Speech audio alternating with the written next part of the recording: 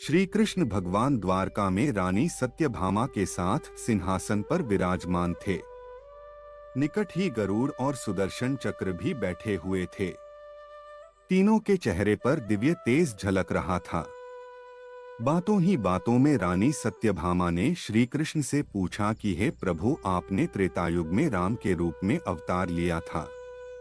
सीता आपकी पत्नी थी, क्या वे मुझसे भी ज्यादा सुंदर थी?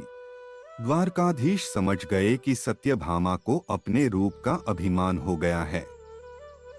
तभी गरुड़ ने कहा कि भगवान, क्या दुनिया में मुझसे भी ज्यादा तेज गति से कोई उड़ सकता है? इधर सुदर्शन चक्र से भी रहा नहीं गया और वे भी कह उठे कि भगवान, मैंने बड़े बड़े युद्धों में आपको विजयश्री दिलवाई है, क्या संसार में मुझसे भी शक्तिशाली कोई है? भगवान मन ही मन मुस्कुरा रहे थे। वे जान रहे थे कि उनके इन तीनों भक्तों को अहंकार हो गया है और इनका अहंकार नष्ट करने का समय आ गया है। ऐसा सोचकर उन्होंने गरुड़ से कहा कि हे गरुड़, तुम हनुमान के पास जाओ और कहना कि भगवान राम माता सीता के साथ उनकी प्रतीक्षा कर रहे हैं। गरुड़ भगवान की आज्ञा लेकर हनुमान को लाने चले गए। इधर श्री कृष्ण ने सत्यभामा से कहा कि देवी, आप सीता के रूप में तैयार हो जाएं, और स्वयं द्वारकाधीश ने राम का रूप धारण कर लिया।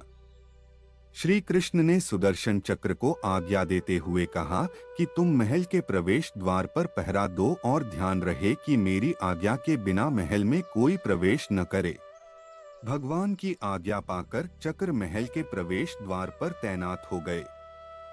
गरुड़ ने हनुमान के पास पहुंचकर कहा कि हे वानर श्रेष्ठ, भगवान राम माता सीता के साथ द्वारका में आपसे मिलने के लिए प्रतीक्षा कर रहे हैं।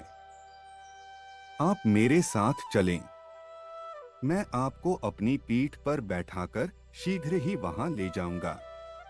हनुमान ने विनयपूर्वक गरुड़ से कहा, आप चलिए, मैं आता हूं। गरुड़ ने सोचा, पता नहीं यह बूढ़ा वानर कब पहुंचेगा। फिर गरुड़ अकेले ही महल पहुंच गए।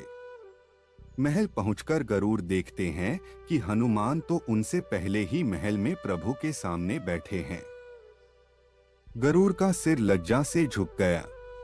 तभी श्री राम ने हनुमान से कहा कि पवन पुत्र, तुम बिना आज्ञा के महल में कैसे प्रवेश कर गए? क्या तुम्हें किसी ने प्रवेश द्वार पर रोका नहीं? हनुमान ने हाथ जोड़ते हुए सिर झुकाकर अपने मुंह से सुदर्शन चक्र को निकालकर प्रभु के सामने रख दिया। हनुमान ने कहा कि प्रभु, आपसे मिलने से मुझे इस चक्र ने रोका था, इसलिए इसे मुंह में रख मैं आपसे मिलने आ गया। मुझे क्षमा करें। ये सुनकर भगवान मन ही मन मुस्कुराने लगे। हनुमान ने हाथ जोड़ते हुए श्री राम से प्रश्न किया, हे प्रभु, आज आपने माता सीता के स्थान पर किस दासी को इतना सम्मान दे दिया कि वह आपके साथ सिंहासन पर विराजमान है? अब रानी सत्यभामा के अहंकार भंग होने की बारी थी। उन्हें सुंदरता का अहंकार था, जो पल भर में चूर हो गया था। रानी सत्यभामा, सुदर्शन चक्र और गरुड़ जी तीनों का गर्व चूर चूर हो गया था। वे भगवान की लीला समझ रहे थे। तीनों की आंखों से आंसू बहने लगे और वे भगवान के चरणों में झुक गए। इस प्रकार श्री कृष्ण ने एक ही बार में तीनों का अहंकार खत्म की। आपको यह वीडियो कैसा लगा? कृपया कमेंट करके बताएं। ऐसी और भी बहुत सी पौराणिक कथाओं और प्रेरणादायक कहानियों को सुनने के लिए हमारे चैनल को सब्सक्राइब करें। धन्यवाद।